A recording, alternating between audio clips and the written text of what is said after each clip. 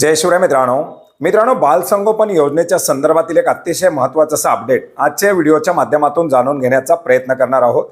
मित्रांनो, राज्यामध्ये राबवली जाणारी बालसंगोपन योजना आता क्रांतीज्योती सावित्रीबाई फुले बालसंगोपन योजना या नावाने ओळखली जात आहे। याच्या संदर्भातील नवीन GR निर्गमित करण्यात आलेला आहे। या योजनेच्या अटी शर्ती बदलण्यात आलेल्या आहेत। योजनेच्या अनुदानामध्ये वाढ करण्यात आलेली आहे आणि याच्या संदर्भात आपण सविस्तर अशी माहिती घेतलेली आहे। याचे अर्ज कसे केले जातात, लागणारी कागदपत्र, अटी शर्ती, पात्रता, निकष ही सर्व माहिती घेतल्यानंतर बऱ्याच साऱ्या लाभार्थी मित्रांच्या माध्यमातून कमेंट करण्यात आल्या होत्या की आमचं या योजनेच्या अंतर्गत येणारं अनुदान बंद झालंय, याचं अनुदान कधी येणार। आणि मित्रांनो, याच्या संदर्भातील काही महत्त्वाची अशी माहिती आणि या योजनेच्या संदर्भातील नवीन आलेले एक महत्त्वाचं अपडेट आजच्या व्हिडिओच्या माध्यमातून जाणून घेण्याचा प्रयत्न करणार आहोत।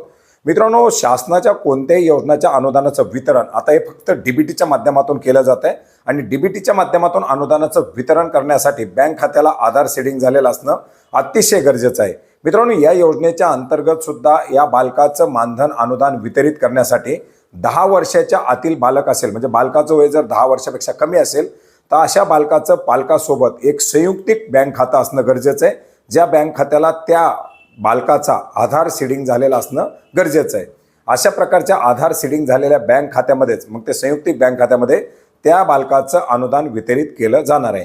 आता बालकाचं वय जर 10 वर्षापेक्षा जास्त असेल तर त्या बालकाच्या नावे स्वतंत्र बँक खातं उघडून त्या बँक खात्याला त्या बालकाचा आधार क्रमांक सीडिंग करणं गरजेचं आहे। अशा प्रकारे 10 वर्षाच्या वरील बालकाचं आधार सीडिंग झालेल्या बँक खात्यामध्ये त्या बालकाचं मानधन अनुदान वितरित केलं जाणार आहे।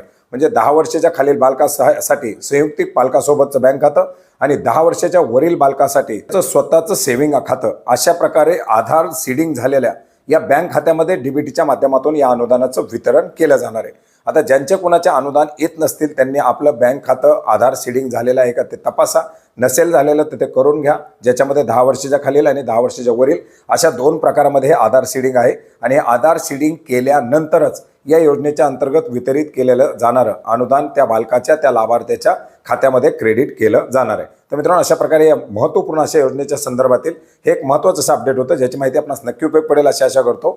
या योजनेचा GR या योजनेच्या संदर्भातील माहिती आपण वेळोवेळी घेतलेली आहे। ती जर तुम्ही पाहिलेली नसेल तर वरती सजेशनमध्ये त्याचा व्हिडिओ पाहू शकता, डिस्क्रिप्शन बॉक्समध्ये त्याची लिंक देण्यात आलेली आहे। भेटूयात नवीन माहितीसह, नवीन अपडेटसह।